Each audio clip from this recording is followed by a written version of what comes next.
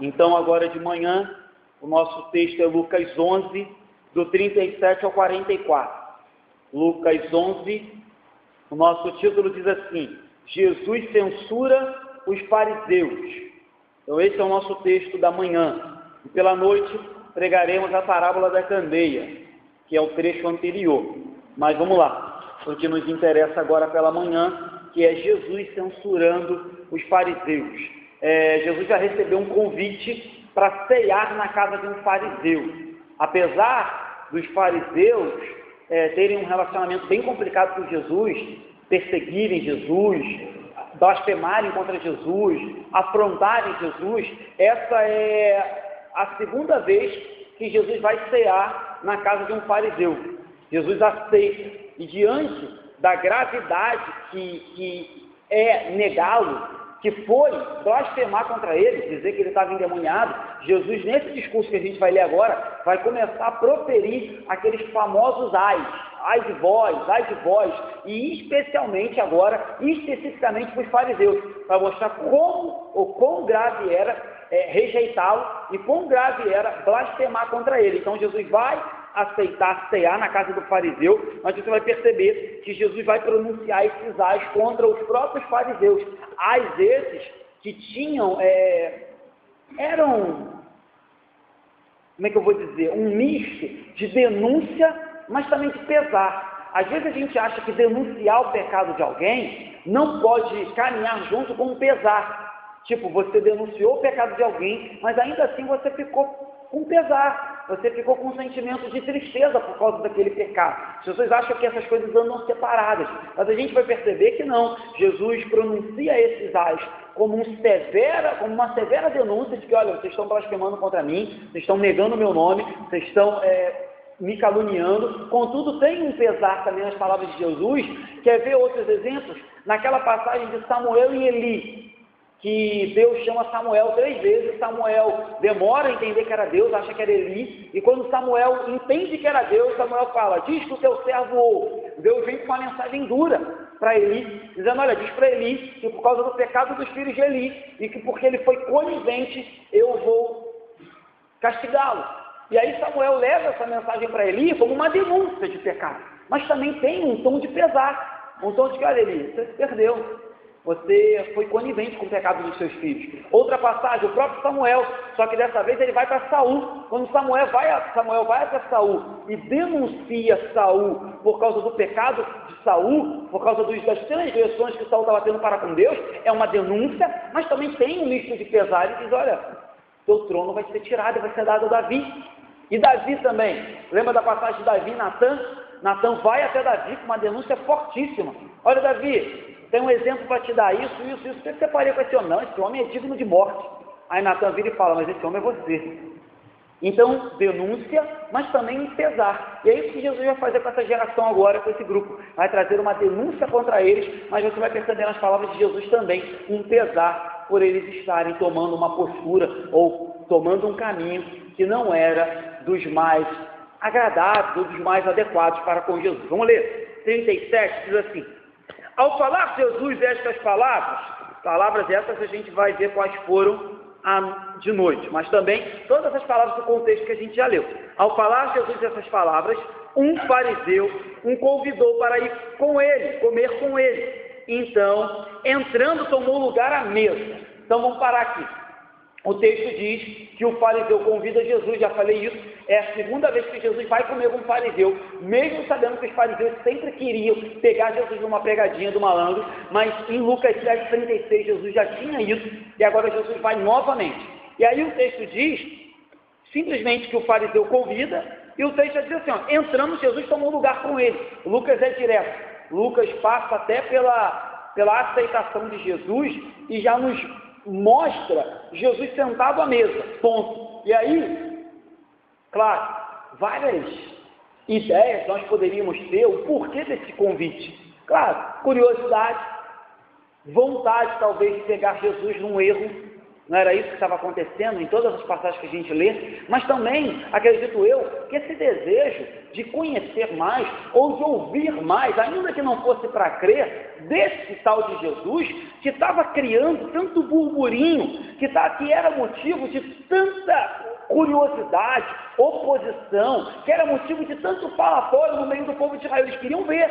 E Jesus, de pronto emprego, tinha uma mensagem para esse grupo.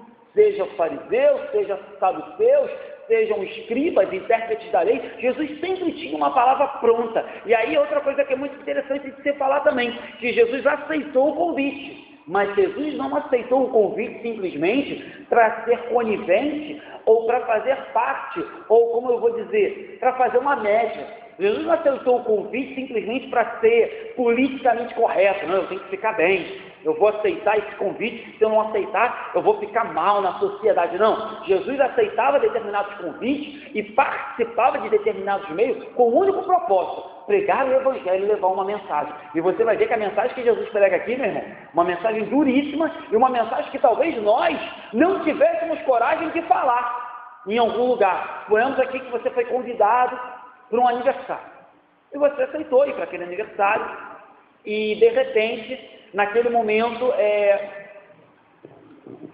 a maioria das pessoas que estão naquele aniversário não confessam Jesus, não conhecem Jesus. Dificilmente, eu diria que talvez isso não seria nem sábio. Talvez hoje, eu e você, fôssemos mais sábios evangelizar as pessoas individualmente, apresentar o Evangelho individualmente. Mas dificilmente nós nos colocaríamos numa reunião familiar, num aniversário de pé, e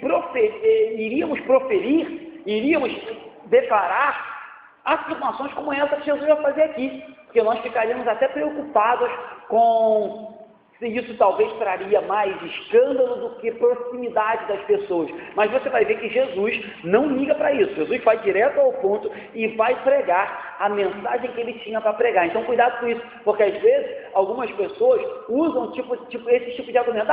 Jesus andava com todo mundo, então também posso andar. É verdade, você não é proibido de ter amigos, familiares, de frequentar lugares, de frequentar aniversários, onde as pessoas não são cristãs. Mas cuidado, porque se você começar a ser influenciado, e se você deixar de nesse lugar ser crente, se nesses lugares você deixa de ser sal e luz, pastor, mas eu não tive oportunidade nenhuma de falar de Jesus. Amém. Mas mantenha uma postura de crente. Agora, se você começa a frequentar determinados lugares, se no meio dos seus amigos da faculdade, do seu trabalho, você cede algumas coisas e cede algumas verdades cristãs, aí, meu irmão, você não está se assemelhando a Jesus, porque Jesus andava no meio dos pecadores, Jesus aceitava convite de pecadores, mas ele em momento algum concordava, se misturava ou se igualava com os pecadores. Então cuidado com isso, cuidado também com esse argumento: pastor, eu vou porque Jesus fazia assim. Tudo bem, você tem pregado como Jesus pregava? Você tem denunciado o pecado como Jesus denunciava? Se você tem feito isso, beleza. Mas não use o argumento de Jesus para contradizer aquilo que Jesus fazia. Certo? Então, seguindo para cá, versículo 38. Jesus está sentado à mesa, versículo 38. O fariseu, porém, admirou-se ao ver que Jesus não se lavava primeiro, antes de comer. Os fariseus continuavam garrados, defendendo aquelas tradições que os rabinos, que os antigos sacerdotes haviam definido, que iam além do que a lei de Moisés havia estabelecido. Então, eles garravam nessa tradição, defendiam essa tradição, de maneira que eles achavam até que a salvação, ou que se fosse um homem espiritual, ele deveria cumprir todas essas tradições. E aí, a tradição em questão aqui é se lavar antes de comer. Entende uma coisa? Se lavar aqui não é questão de higiene, não. É uma questão de impureza cerimonial. Eles achavam o seguinte: eu estou vindo de Jerusalém, voltando para casa. Porque até então aqui eles estão em casa, né? Porque quando eles iam para Jerusalém, eles faziam aquela limpeza mesmo cerimonial, que eles não poderiam se apresentar diante do templo impuros. Mas vindo para casa, voltando, até falamos sobre isso aqui quando a gente falou da parábola do samaritano. Descendo de Jerusalém para casa, o fariseu tinha o seguinte medo: vai que no meio do caminho eu encostei num gentio. Isso não existia na lei. Vai que no meio do caminho eu toquei em algum objeto que um gentio, um samaritano tocou antes de mim. Eu estou impuro. Eles iam além do que a lei pregava. Então eles chegavam em casa e se lavavam por completo, não era apenas para tirar a poeira, tirar a sujeira da rua, não. E quando o fariseu vê Jesus não fazendo isso, não seguindo a sua tradição à risca, o que ele faz? Ele critica Jesus em pensamento. O texto diz que ele se admirou. E o legal é que o texto não nos diz que o fariseu falou alguma coisa. Ele só se admirou. E você pode se admirar, e o máximo que você faz é aquela cara de espanto, né? Aquela cara de susto. Mas nós deduzimos do que a gente vai ler logo agora na frente, que Jesus sabia exatamente o que se passava no coração e na mente daquelas pessoas que estavam ali. Jesus sabia o tipo de crítica e o tipo de pensamento que tinham para com ele. Tanto é que Jesus vai responder agora de forma muito direta e muito dura. Então eles olham para Jesus e dizem: não é possível que esse camarada seja mesmo Jesus. Não é possível que esse camarada seja quem dizem que ele é. Ele nem simplesmente se lavou. Ele não cumpre nem as regras mais básicas do judaísmo. Então não pode ser Jesus. E aí Jesus vem, versículo 39 em diante, e diz assim: o Senhor, porém, lhe disse: vós, fariseus, limpais o exterior do copo e do prato, mas o vosso interior está cheio de rapina e perversidade. Insensatos! Quem fez o exterior não é o mesmo que fez o interior? Antes, dá esmola do que tiverdes, e tudo vos será limpo. Vamos parar aqui. Jesus declara agora que lavar o exterior do copo, lavar o exterior do prato, sem contudo ter o coração limpo, ou lavar o exterior do copo e do prato, mas ter o seu coração impuro, era a maior hipocrisia que poderia existir. Tanto que Jesus diz: insensatos, hipócritas, de que adianta vocês lavarem algo por fora, sendo que por dentro está podre? Alguém aqui, porventura, suponhamos que a gente está lá no Nordeste, numa falta d'água tremenda, e aí você tem apenas um pouquinho de água para lavar um copo. É óbvio que você vai fazer o quê? Vai jogar um pouquinho de água dentro, vai limpar ali a boca e acabou. O que Jesus está dizendo é: olha, vocês, fariseus, limpam por fora, mas o interior está podre, e vocês continuam achando que está legal. Vocês estão com uma capa de limpos, vocês vestiram uma roupa religiosa, vocês vestiram uma roupagem evangélica, vocês têm usos e costumes gospel, mas o interior de vocês está podre. Isso é uma insensatez tremenda, porque o mesmo Senhor que fez o exterior, fez o interior. Ou seja, o mesmo Deus que fez essa carne, é o Deus que fez a alma. E Ele está muito mais preocupado com a minha e com a tua alma do que com o meu e com o teu exterior. Ele está muito mais preocupado como anda o meu e o teu coração, se ele anda cheio de amargura, se ele anda cheio de ódio, se ele anda cheio de contenda, se ele anda cheio de rixa, se ele anda cheio de raiva dos outros, se o teu coração anda precisando de perdão. Jesus está muito mais preocupado com isso, se você se veste, se porta ou anda como um religioso, ou anda como alguém que simplesmente cumpre aquele ritual evangélico de domingo após domingo. Então ele diz: olha, isso é insensatez, vocês não estão enganando ninguém, porque o mesmo Deus que fez esse corpo aí, que vocês se lavam, cuidam, tem toda uma aparência de rabino, de fariseu, de sacerdote, é o Deus que conhece o interior de vocês. E aí, que mais vale? O interior do copo limpo ou o exterior limpo? Que mais vale? Uma alma transformada, um coração purificado ou um exterior religioso? Jesus está deixando claro que de nada adianta um exterior se você não tem um interior. Então os fariseus, eles eram zelosos demais numa purificação cerimonial, numa purificação externa, contudo não zelavam pela santificação, pelo amor ao próximo, pelo amor a Deus e por olhar para a lei com os olhos de Deus, com os olhos de amor e sempre, né? Eu já falei isso aqui no domingo passado muito, olhar para a lei com as lentes de Jesus. Olhar para o Antigo Testamento procurando Cristo, procurando o que o Antigo Testamento pode nos trazer de Jesus, o que o Antigo Testamento quer nos ensinar acerca de Cristo, ainda que ele não tivesse ainda nascido de uma virgem, vivido entre nós, o Antigo Testamento nos aponta, nos ensina somente e unicamente a pessoa de Jesus Cristo. E os fariseus não entenderam isso. Então Jesus está dizendo, olha, o que vocês estão fazendo é uma grande hipocrisia, uma grande incoerência, tanto que Jesus diz no 40, insensatos.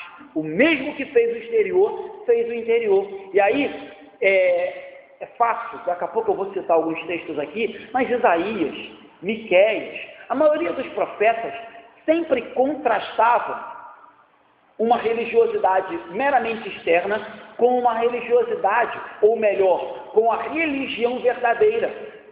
Sempre que, lembra, eu dei uma vez aqui, escola dominical, falando sobre o verdadeiro jejum, que Isaías vai falar, olha, o jejum que eu quero não é simplesmente que vocês parem de comer, porque parar de comer, qualquer religioso para de comer. Eu quero que vocês desatem a atadura, desatem o jugo da servidão. Eu quero que vocês cubram os que estão nus. Eu quero que vocês saciem a fome dos que estão passando necessidade. É isso que Isaías diz que é o verdadeiro jejum para Deus. Então o que a gente está querendo dizer aqui? A Bíblia sempre colocou em contraste, em choque, uma religiosidade barata e uma religião de verdade, que superava atos meramente exteriores, mas atos que partem do coração, atos que envolvem justiça, misericórdia, bondade, amor, isso que Deus sempre priorizou. Deus falou, olha, eu estou preocupado. Lembra aquela passagem que Deus fala, olha, porventura me agrado eu mais em sacrifícios, em holocaustos, do que em que se faça o bem, de que ame a justiça, de que me obedeça. Eu prefiro obediência. Eu prefiro que se faça o bem, que tenha sinceridade no coração, do que sacrifícios e holocaustos. Isso não me agrada. Isso não é prioridade para mim, é o que Deus sempre falou no Antigo Testamento e continua falando hoje. O problema é que é mais fácil, inclusive hoje, como era para os fariseus na igreja evangélica, a gente inverter as coisas. É mais fácil você ter uma aparência religiosa do que você ter um coração bondoso, misericordioso, que busca a justiça, que ama o próximo, que ama a Deus. É mais difícil. É mais difícil você buscar uma santidade de dentro para fora do que você buscar uma santidade exterior, botar a Bíblia debaixo do braço, aprender meia dúzia de versículos, falar um linguajar evangélico. É mais fácil. Sejamos sinceros. É mais fácil você viver aquele momento dentro do seu clube gospel e da porta para fora você vive normalmente, como se nada tivesse acontecendo na sua vida. Então por isso que Jesus está batendo nisso com muita força. Outra coisa, Lucas vai dizer, olha, dá esmola, que o vosso todo será limpo.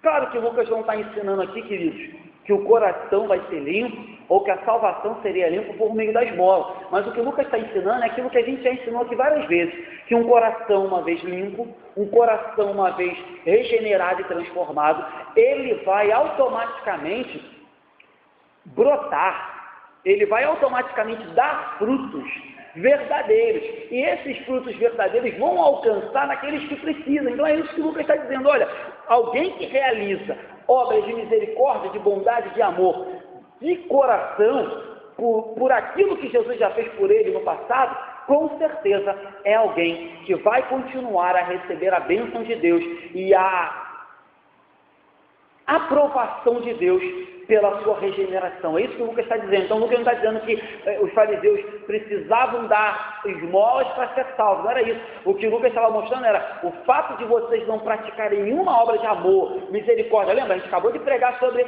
a parábola do bom samaritano, que o camarada está largado no meio do caminho para morrer, o sacerdote e o levita passam direto. O que o Lucas está dizendo é, o fato de vocês não agirem com misericórdia para aqueles que precisam, só mostra que vocês nunca foram regenerados.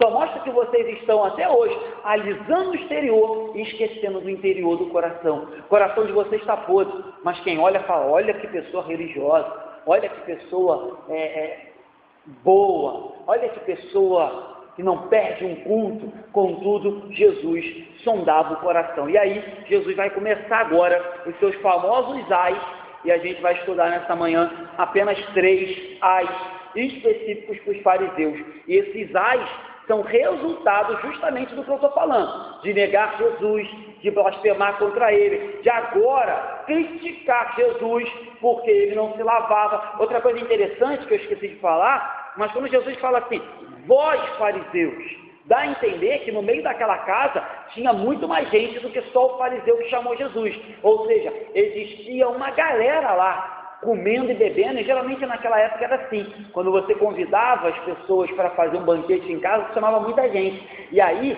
várias pessoas estavam ali, fariseus, sacerdotes, saduceus, intérpretes da lei, e olha o discurso de Jesus diante disso. Ele já deu um discurso duro, ele já deu uma pancada, dizendo, olha, vocês são muito insensatos, lavam por fora, mas por dentro está podre. Agora, olha o que Jesus vai dizer, por isso que eu disse que quando a gente usa esse argumento, eu sou igual a Jesus, pastor, eu vou em qualquer lugar, frequento qualquer lugar, porque Jesus era assim. Aí eu te digo, se você tiver a postura de Jesus, beleza, Jesus diante de um erro, ele disse, vocês são insensatos. Agora Jesus vai continuar o discurso dele. Então, se você quer frequentar qualquer lugar, se você quer andar em qualquer lugar, beleza, não vejo problema quanto a isso. Agora, se você tiver uma postura crente e diante de algo errado, você se posicionar como Jesus, beleza, continue nesse caminho que você está bem. Agora, se você tem frequentado lugares e tem se omitido diante de absurdos, diante de pecados, diante de coisas erradas, e aí você não está imitando Jesus. Você só está usando do argumento de Jesus para frequentar onde quer, andar como quer e andar no meio de quem você bem entende. Olha o que Jesus vai dizer para ele.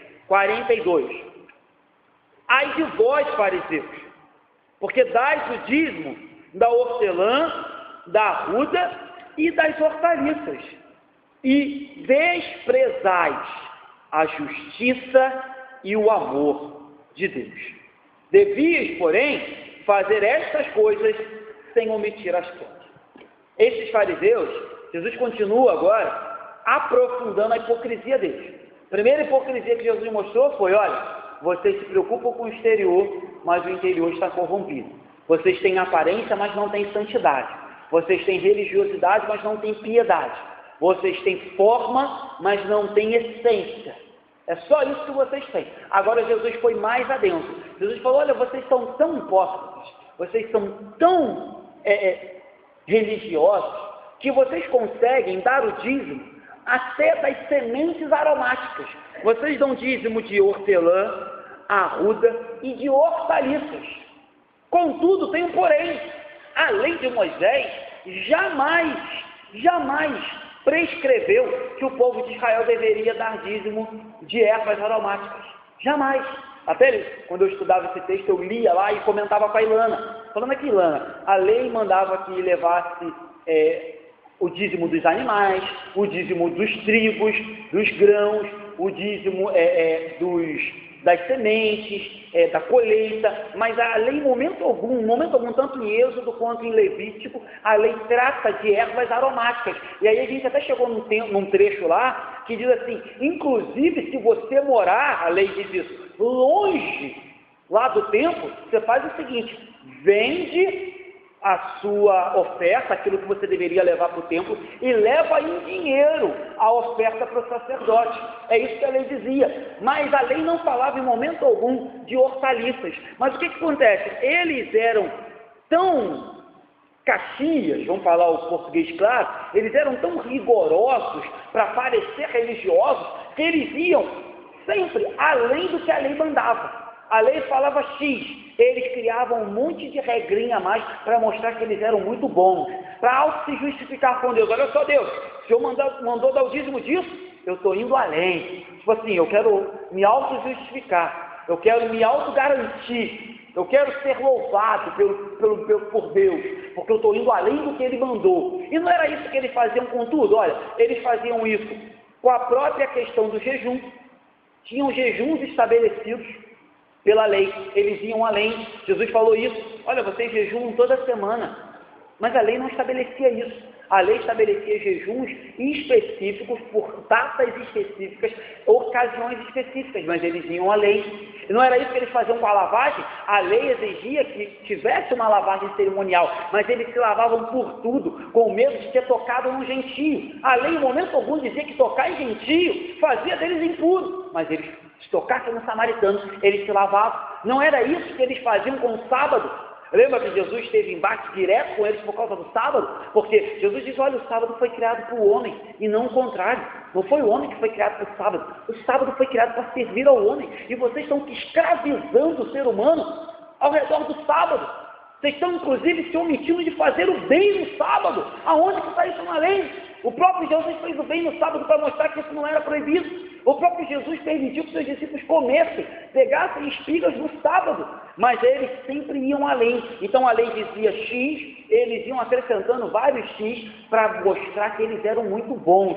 Então Jesus está dizendo, olha, vocês são hipócritas, de nada adianta vocês irem além do que a lei está mandando, quando vocês estão cometendo um pecado muito maior. Jesus disse, olha, vocês desprezam a justiça e o amor de Deus. Vocês desprezam ajudar ao próximo.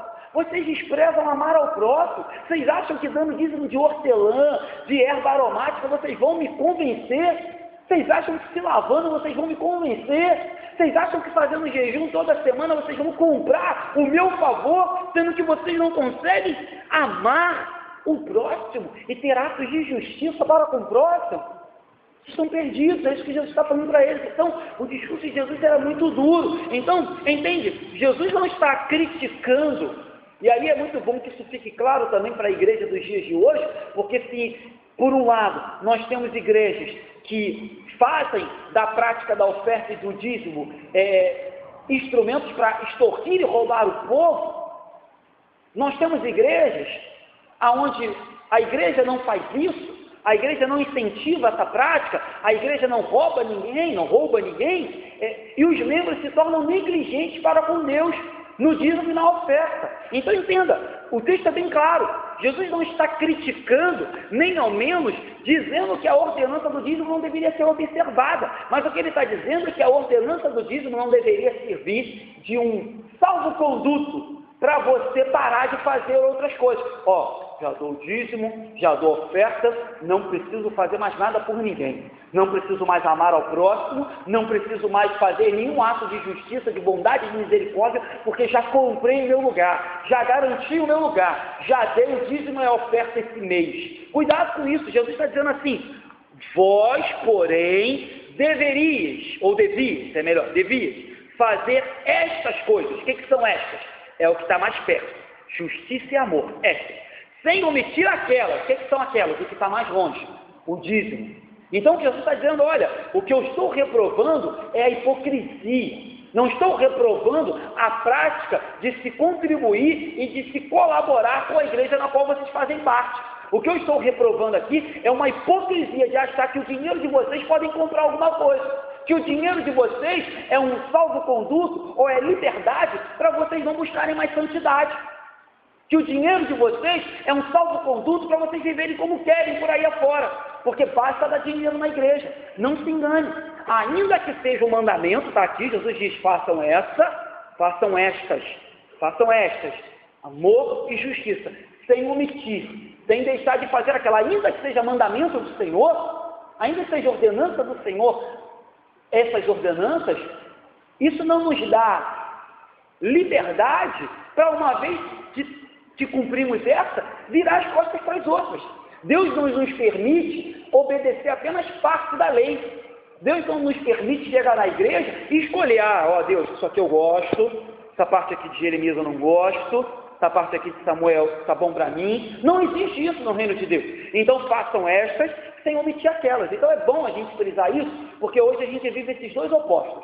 Igrejas que roubam o povo, botam a faca no pescoço do povo, mas em compensação, nas outras igrejas que são bíblicas e que não fazem isso, o povo se torna negligente. O povo simplesmente não liga para contribuir e para ser fiel a Deus. Então, quem está dizendo é Jesus. E fala, pastor, eu li na internet que esse negócio é do Antigo Testamento. Então, meu irmão, brigue com Jesus quando chegar no céu, porque foi o meu Jesus que disse, olha, vocês devem fazer estas coisas sem omitir aquelas outras, que são outras coisas essas que Jesus está falando. O que veio atrás, o dízimo. Então, cuidado com essa história de internet, eu ouvi falar, e aí eu já falei isso aqui outras vezes na igreja.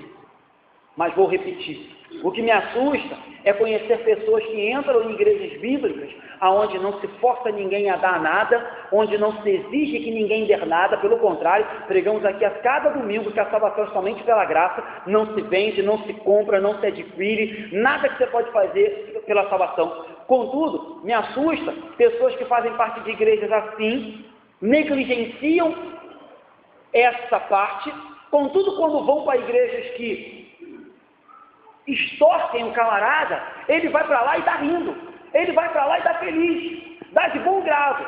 Mas na igreja onde se tem assembleia, onde se tem prestação de conta, onde se sabe tudo, onde está entrando, onde está saindo, a pessoa quer ser, não sei, quer ser indiferente, ela quer fechar os olhos, ela quer simplesmente se abster de fazer parte deste mandamento de Deus. E aí, para terminar, e para a gente passar para o próximo ponto, é o que eu digo sempre também, eu acho de extrema, eu não sei nem se a palavra hipocrisia seria a palavra correta, mas de extrema falta de bom senso, nós hoje participamos de uma igreja que tem essa estrutura, com ar-condicionado, uma igreja com bancos confortáveis, uma igreja que tem um patrimônio gigante de prédio, uma igreja que tem funcionários, e não queremos participar e colaborar em nada, sendo que isso não caiu do céu, queridos. Muitos irmãos que estão aqui mais antigos do que eu e do que os mais jovens, doaram muito para que hoje a igreja estivesse como está. Irmãos que já morreram, já foram para a glória, irmãos que já não fazem mais parte dessa igreja, doaram muito para que essa igreja tivesse a estrutura que tem hoje. Nada que caiu do céu, ainda que entendamos que tudo foi permissão de Deus e bênção de Deus. Nada aqui foi doado de graça para a igreja evangélica. Nenhum empresário rico chegou aqui e doou nada. Irmãos que às vezes ganhavam menos do que a gente, há 50, 40 anos atrás, compraram esse terreno, que ganhavam muito menos que a gente. Então hoje é muita falta de bom senso a gente fazer parte de um local em que pessoas deram o seu suor, deram o seu sangue, se dedicaram, se empenharam, trabalharam muito, e a gente simplesmente achar que não tem que contribuir com nada, que não tem que colaborar com nada. Então, a gente não vive de doação do governo, a gente não vive de doação de ímpio. Se um dia eu souber que a igreja recebe doação de ímpio, eu vou recusar. Já falei até uma vez isso aqui, né? Tem igrejas em favelas que recebem doação do tráfico e dizem que é bênção de Deus. Se um dia eu souber que estou recebendo doação de ímpio, vai ser recusado. Nunca precisamos disso. Estamos aqui, eu estou aqui desde fevereiro como pastor. Nunca precisamos de doação de ímpio, não vai ser agora que vamos precisar. Mas por quê? Porque sempre existiram irmãos fiéis que sempre contribuíram, então nunca precisamos contar com isso. Nunca precisamos pedir nada para o governo, para órgãos escusos. Então eu acho muito complicado, tanto a igreja que rouba os outros, quanto os irmãos que por não serem forçados, são negligentes no mandamento. E aí, repito, para a gente terminar esse trecho, reclama com Jesus quando chegar no céu, mas foi ele que mandou fazer, eu prefiro obedecer. Vamos lá, 43. Ai de vós, segundo ai de vós, fariseus, porque gostais da primeira cadeira nas sinagogas e das saudações na praça. Jesus está falando só de hipocrisia. Primeira, recapitulando, lavar o exterior sem lavar o interior.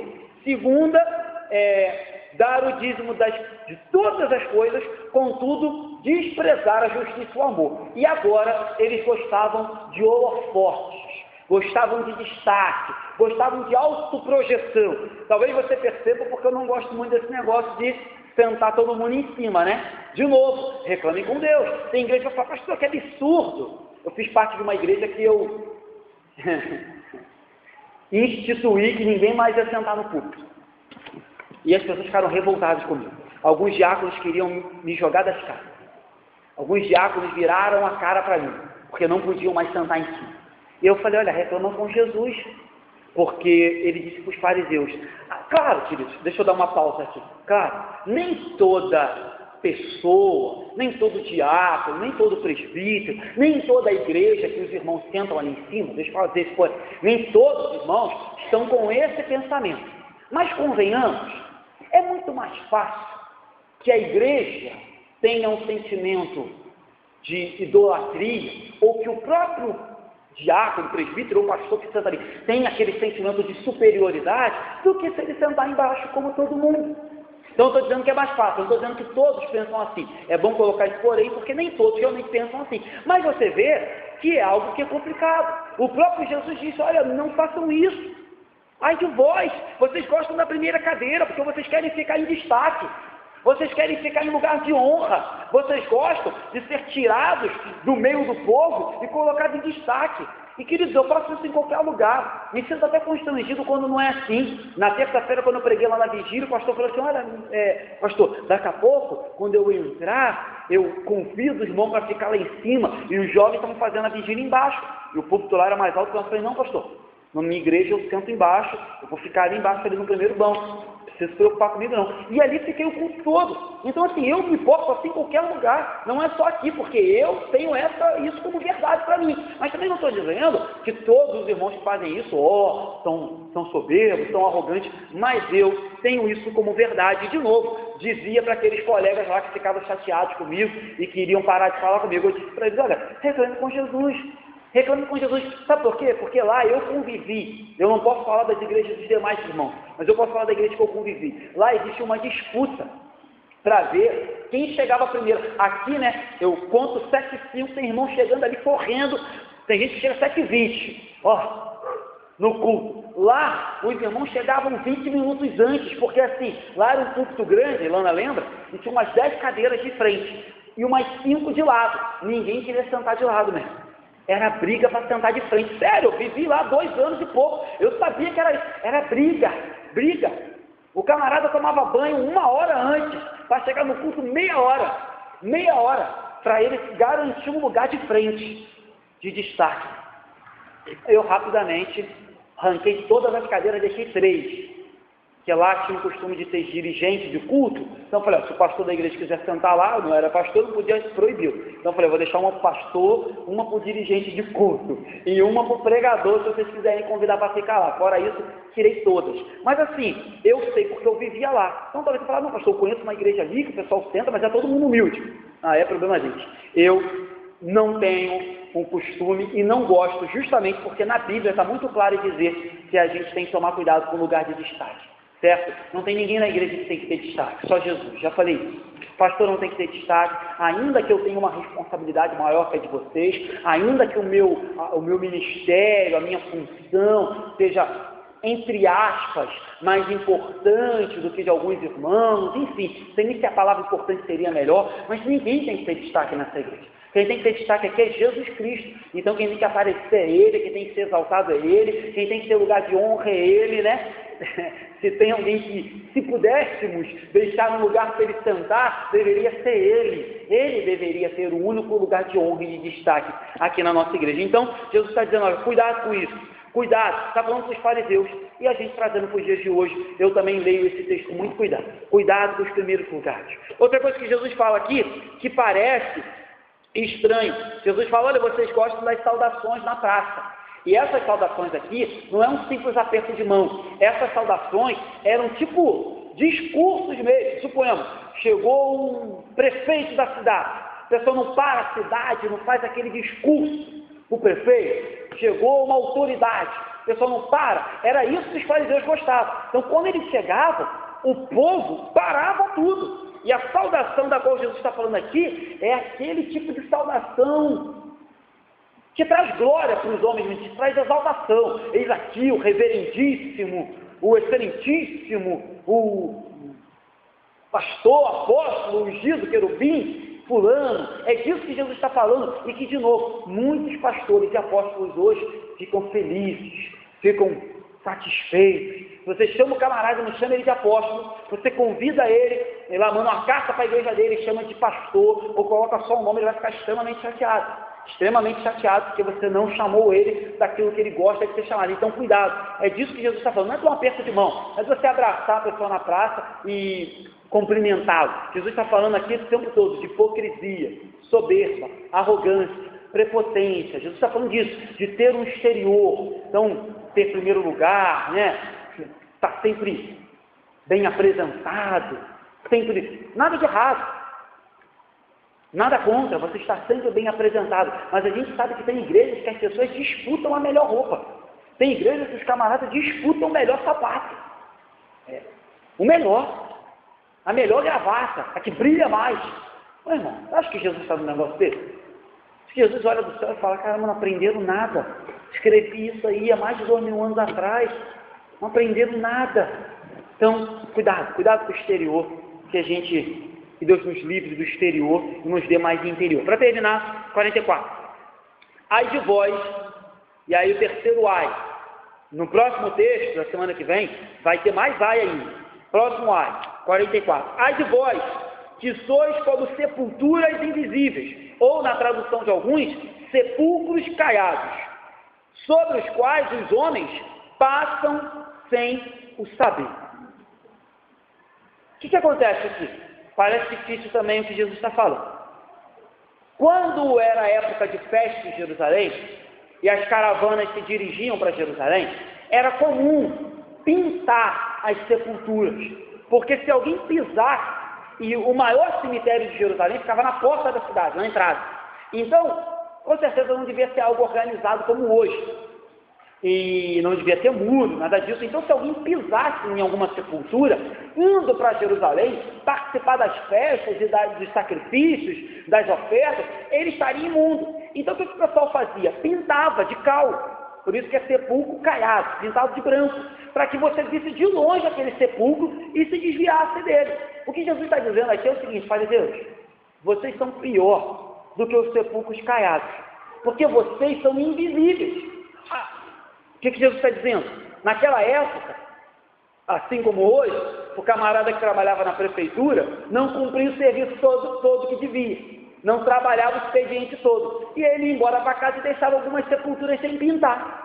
Então, sem perceber, o pessoal pisava em algumas sepulturas invisíveis, porque não estavam pintadas de branco. O que Jesus está dizendo, olha, fariseus, vocês são iguais a sepulturas invisíveis. As pessoas acham que quando estão chegando perto de vocês, estão para ser abençoados, mas estão se contaminando. As pessoas acham que quando estão andando com vocês, estão andando no caminho certo, mas estão andando no caminho de morte. As pessoas estão andando com vocês sem perceber.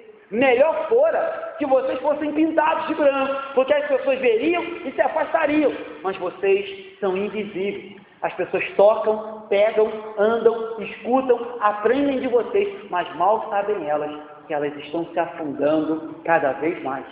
E aí, esse discurso duríssimo para homens que se achavam melhores do que todos os demais.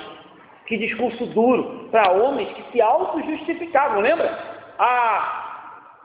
Como é que o texto falava? Graças a Deus, Senhor, que não sou como esse pobre, miserável pecador. Eu jejuo todas as semanas, dou o dízimo de todas as coisas e oro. Lembra que o texto diz que ele orava em alta voz na praça, batendo no peito? Então eles se auto-justificavam, eles se achavam melhor do que todo mundo. E Jesus agora vira e fala, olha, vocês são sepulturas invisíveis, vocês são podres. Por fora, ninguém vê nada, mas por dentro vocês estão cheios de podridão. Vocês estão com carniça dentro. Vocês não têm nada de bom para dar, pelo contrário, vocês contaminam as pessoas acham que vão chegar até vocês e vão ouvir palavras de bênção, mas na verdade o que elas escutam são palavras de uma religião morta, de uma religiosidade que só coloca regras, de uma religiosidade que só afunda, de uma religiosidade que só mata, que só atrasa, mas vocês não escutam palavras, as pessoas não escutam palavras de vida quando chegam perto de vocês. Então, queridos, isso é uma pancada de Jesus. Na verdade, ele está batendo desde o início desse texto. Então, na verdade, Jesus estava batendo para as pessoas daquela época. Mas essa pancada também muito vale para nós nos dias de hoje, para que a gente possa nos avaliar e ver se em algum momento nós temos praticado, ou se o nosso coração tem, sem que a gente perceba, se tornado hipócrita, à semelhança dos fariseus. Se em algum momento da nossa caminhada, a gente começar a se preocupar muito mais com a aparência da Igreja Congregacional de Andorinhas do que com o interior, a gente está errando. É claro que o grupo de louvor, eles se empenham sempre para tocar cada vez melhor. É claro que a gente tem tentado, por exemplo, colocar as pregações na internet, melhorar sempre a nossa divulgação de mídia, beleza. Mas o dia que a nossa preocupação for mais com a aparência, com a estrutura da igreja física, do que com as pessoas que estão aqui dentro, do que com a santidade, com a piedade, com a pregação, com a verdade, o dia que a nossa preocupação for mais externa, pode ter certeza que a nossa igreja se tornou uma igreja à semelhança dos fariseus. Está mais preocupado com a aparência do que com a verdade. Está mais preocupado com o número de membros do que com a verdade. Está mais preocupado com a quantidade de pessoas que frequenta do que com a qualidade. Nos importa agradar a Deus, nos importa ser fiéis a Deus. E o restante, a gente deixa que Ele vai nos conduzir e nos proporcionar melhoras. E se as melhoras que a gente talvez sonha não vierem, amém. Deus está no controle de todas as coisas. Mas mais nos importa ter um coração honesto, ter um coração sincero. Termos pessoas nas quais Deus possa olhar e dizer, olha, a aparência é uma aparência de igreja pequenininha, tem pouca gente, a aparência de pessoas simples, mas por dentro eles se amam. Eles praticam atos de justiça, de misericórdia, eles pregam a verdade, eles são fiéis ao meu nome, eles estão envolvidos naquilo que me agrada.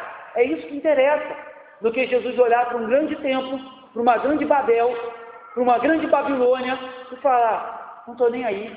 Não estou nem aí para essa mega estrutura. Não estou nem aí se vocês estão abarrotados de membros. Se no interior vocês não têm nada. Se no interior vocês estão vazios. Então cuidado com isso. E esse texto para os fariseus nos sirvam também de alerta na manhã de hoje. Algumas aplicações para terminar. Primeira aplicação. Percebemos nesse texto, e eu já falei bastante sobre isso, a prontidão de Jesus para pregar para aqueles que eram incrédulos. Então, já falei sobre isso. Pastor, eu frequento lá a minha faculdade, lá no meu trabalho, eu tenho muitos amigos que não são crentes. Amém. Mas se coloque na mesma disposição de Jesus. Pronto, para assim que você tiver uma oportunidade, você falar do Evangelho. Assim que você puder se colocar contra aquilo que é errado, você falar do Evangelho. Não sei se eu já dei esse exemplo aqui. Já falei tanto aqui, né? Que às vezes eu me esqueço. Mas eu lembro do meu primeiro período de faculdade. Eu, novo convertido, queria converter todo mundo na marra. Queria converter na marra. Primeiro período de faculdade, muito bitolado mesmo em alguns pontos. E aí a professora me passou um trabalho com um grupo que era para falar da seguinte situação. Duas mulheres se relacionavam, homossexuais, elas pegaram o óvulo de uma mulher e inseminaram com o sêmen de um homem qualquer, que não sabiam quem era. E aí eles pegaram esse óvulo fecundado e colocaram na barriga da outra mulher. E aí a professora queria que a gente discursasse acerca do seguinte: para a biologia, a mãe é a primeira mulher, porque o óvulo é dela. Mas para o direito, a mãe é a segunda, porque foi ela que gestou e foi ela que deu à luz. E aí elas queriam que na certidão de nascimento estivesse escrito mãe e mãe, porque para elas uma era mãe de acordo com a biologia, outra era mãe de acordo com o direito. E a professora queria que a gente discursasse. Enfim, irmão, o pessoal fez o trabalho lá. Eu sei que quando chegou a minha hora, né, de falar, eu citei Gênesis, eu falei que Deus não fez Adão e Eva. Eu perdi, vamos falar o português correto, eu perdi a linha, meu irmão, na sala de direito, primeiro período, eu avacalhei, preguei mesmo como se eu estivesse na igreja. Eu com 6 meses, a minha igreja era uma igreja mais pentecostal, né? Então pentecostal bota você para pregar com 1 mês, tá? Vai, prega. Não sabe nada, vai prega. Então com 6 meses eu já estava me achando um pregador. Com 6 meses eu estava na sala de faculdade pregando, e assim, falei, sem dó nenhuma. É claro que se fosse hoje, talvez eu mentiria algumas palavras. Eu trocaria algumas palavras que na época eu acho que foram até ofensivas. Mas eu falaria do mesmo jeito. Então o que eu estou querendo dizer para você é, esteja pronto como Jesus, para quando uma oportunidade lhe for dada, você se posicionar. Poderia chegar lá, querido, como um simples estudante de direito, falar, eu acho isso muito legal, eu acho que devido aos meus estudos, as pessoas, a mãe deveria ser fulana. Não, eu tinha que colocar a minha convicção, e coloquei sem dó. Eu lembro que eu fiz uma pesquisa, né, na época eu estava, gente, eu perguntei assim, eu peguei só peguei pessoa velha da minha família, né? E fui falar na pesquisa, o que eles achavam disso? E as pessoas achavam um absurdo. Aí eu levei a pesquisa que eu fiz, e eu lembro que na época eu usei a seguinte frase, que hoje talvez eu também não usaria. Eu falei assim, as pessoas acham que podem mandar na criação como eles querem. Deus entendeu que para ser pai e mãe precisa de sexos diferentes. Agora, se você entendeu que não quer se relacionar com pessoas de sexo diferente, ainda assim quer ser pai e mãe, arruma um cachorro, compra um Tamagotchi. Quem é que lembra de Tamagotchi? É um trocinho assim que você ficava dando comida a ele. Querido, eu lembro que eu fui extremamente radical naquele dia. Mas assim, não me arrependo. Talvez mudaria algumas palavras, mas esteja pronto, aonde quer que você esteja, para pregar o Evangelho. Esteja pronto, onde quer que você esteja, para falar a verdade. Ainda que você não seja tão radical e tão duro quanto eu fui naquela época, mas não se omita, porque Jesus não se omitiu. Ainda que ele estivesse na casa do fariseu, ele falou na cara do fariseu: vocês são hipócritas, vocês são insensatos, vocês são sepulcros invisíveis. Então não se omita. Segunda aplicação, é uma tolice maquiar uma religiosidade. É uma tolice viver apenas de aparência, porque você só vai enganar a mim, vai enganar a igreja congregacional, mas a Deus você não vai enganar. Então é perda de tempo. Eu costumo dizer, ou você vive sendo crente de verdade, ou meu irmão, repensa a tua vida, porque se você viver aqui nessa igreja, vivendo apenas de aparência, você vai me enganar por anos, vai enganar a igreja por anos, mas naquele grande dia, a Deus você não vai enganar, e ele vai te condenar. Então, é tolice ficar aqui vivendo de aparência. Terceira aplicação, é muito inconsistente e incoerente obedecer parte do que Jesus mandou e desobedecer outra parte. Do que eu estou falando? Lembra? Jesus falou, olha, vocês querem ficar dando dízimo de tudo, mas não cumprem a outra parte, amor e misericórdia, e justiça. Então, cuidado com essa história de vir para a igreja e só obedecer aquilo que lhe apraz. É uma incoerência obedecer parte do Evangelho. Então, obedecer parte do Evangelho também não vai enganar a Deus e não vai surpreender a Deus. Olha, fulano, como é que ele cumpre bem aquele mandamento, mas todos os demais ele não cumpre. Isso não vai te dar um salvo-conduto. Isso não vai te livrar daquele grande dia.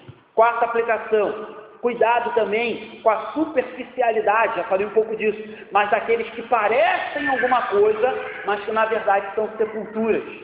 São sepulturas. Parecem muita coisa, mas quando você chega perto, você descobre que de dentro daquela pessoa não sai uma palavra de bênção, não sai uma palavra de vitória, não sai uma palavra de Jesus, só sai palavras de maldição, de problema. Cuidado com esse tipo de gente também, que aparenta ser bênção, mas que quando abre a boca você percebe que é uma sepultura. E quinta e última aplicação, diante de tudo isso que Jesus bateu nos fariseus, eu acho que nós devemos buscar incessantemente sermos verdadeiros. Se os fariseus eram hipócritas, nós precisamos ser verdadeiros. Se os fariseus cumpriam apenas pela metade, nós precisamos cumprir na integridade. Nós precisamos ser íntegros. Se os fariseus eram religiosos, sepulcros caiados, nós precisamos ser genuínos. Se os fariseus tinham apenas forma, mas não tinham essência, nós precisamos ser genuínos cristãos. Essencialmente cristãos. Ainda que as pessoas olhem para a nossa roupa, né? E digam, aquele ali é pastor, sem carne e gravata, mas que a nossa essência seja uma essência de crente. Ainda que a nossa roupa talvez não seja, ainda que talvez o nosso linguajar não seja um linguajar muito cristão ou muito gospel, mas que a nossa essência seja. E por último, que nós sejamos sinceros, para que naquele grande dia nós não ouçamos do nosso Deus, olha, vocês são hipócritas. Vocês foram um sepulcro caiados, vocês lavaram a parte de fora e esqueceram que mais me importava o coração e a alma. Vocês se importaram em aparecer, mas não se importaram em ser de verdade, ser servo, ser imitador de Cristo, ser a semelhança de Jesus e não só parecer. Parecer, queridos, o mundo pode parecer, todo mundo pode parecer, mas ser é o que importa. Então, que nessa exortação dessa manhã, nós saiamos daqui e que nós busquemos ser verdadeiros, íntegros, genuínos e sinceros crentes. No mundo, onde a cada dia que passa é mais e mais difícil você encontrar pessoas que sirvam o Evangelho de verdade, meu irmão, eu só te peço isso: seja de verdade, seja verdadeiro, seja crente, aonde quer que você esteja, e não se importe em aparecer, porque se você for, automaticamente de dentro de você vai brotar e as pessoas vão perceber o que você é. Não precisa aparecer, basta ser, para que aqueles que estão à sua volta percebam e digam: aquela pessoa é diferente, aquela pessoa tem algo de diferente. Então andem na contramão, façam tudo diferente do mundo, sejam cristãos de verdade. Amém? Vamos terminar aqui?